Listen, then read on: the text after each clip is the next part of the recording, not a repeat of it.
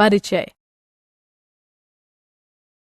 माँ, मैंने जो रोटी बेली वो गोल नहीं है, मैं क्या करूं? ठीक है, तुम बेली हुई रोटी को लोई बनाकर फिर से कोशिश कर सकती हो। माँ, क्या मैं ऐसा कर सकती हूँ? हाँ सीमा, ये एक ऐसा परिवर्तन है जो दोबारा किया जा सकता है। बच्चों, इस पाठ में हम अपने चारों तरफ हो रहे परिवर्तनों और प्रतिवर्ती तथा अप्रतिवर्ती परिवर्तनों की जानकारी प्राप्त करेंगे। उद्देश्य। इस पाठ के अंत में आप निम्न करने में सक्षम हो जाएंगे: हमारे चारों ओर होने वाले परिवर्तनों का वर्णन करना, प्रतिवर्ती परिवर्तनों की व्याख्या करना, अप्रतिवर्ती परिवर्तनों की व्याख्या करना, प्रसार का वर्णन करना, वाष्पन का वर्णन करना, परिवर्तनों पर एक नजर। क्या आपने देखा है कि बीज कैसे उगते हैं? एक और बिंदु जिस पर गौर किया जाना चाहिए ये है कि बर्फ कैसे पिघलती है और पानी बनकर यह नदी में कैसे बहती है।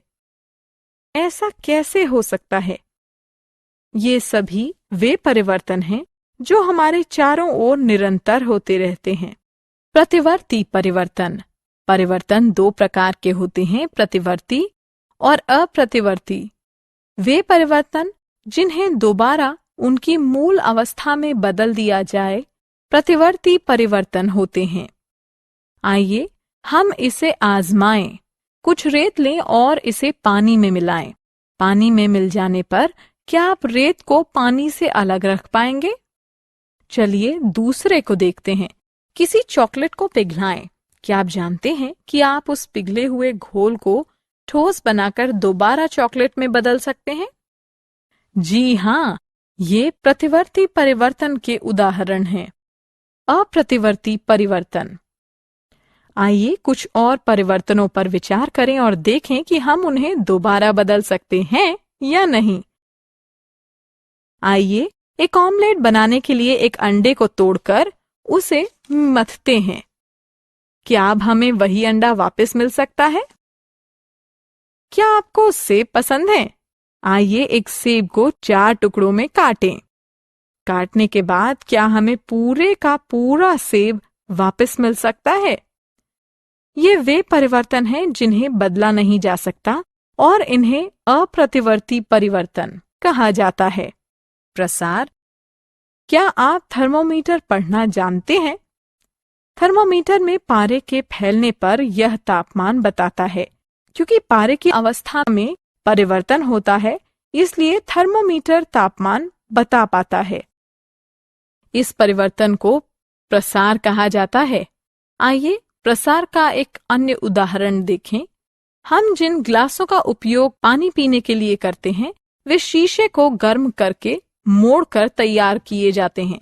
पिघले शीशे को कर्मचारी उससे अलग अलग आकारों में ढालते हैं जिनका हम रोजाना उपयोग करते हैं। वाष्पन। क्या होता है जब आप किसी कटोरे में पेट्रोल रखकर उसे धूप में छोड़ देते हैं? जी हाँ, कुछ समय के बाद आप देखते हैं कि पेट्रोल कम होने लगता है। ये परिवर्तन का एक उदाहरण है जिसे वाष्पन कहा जाता है। पदार्थों को मिलाना। 2 या 2 से अधिक पदार्थों को मिलाने पर परिवर्तन हो सकता है।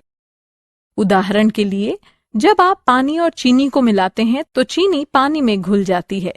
चूंकि पानी के गुण में परिवर्तन हुआ है, इसलिए यह परिवर्तन अप्रतिवर्ती है।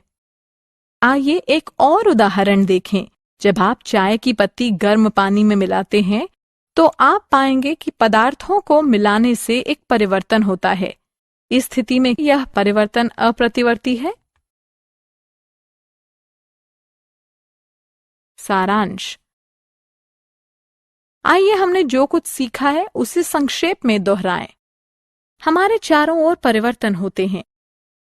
ये परिवर्तन जिन्हें उनकी मूल अवस्था में दोबारा बदला जा सकता है प्रतिवर्ती परिवर्तन होते हैं।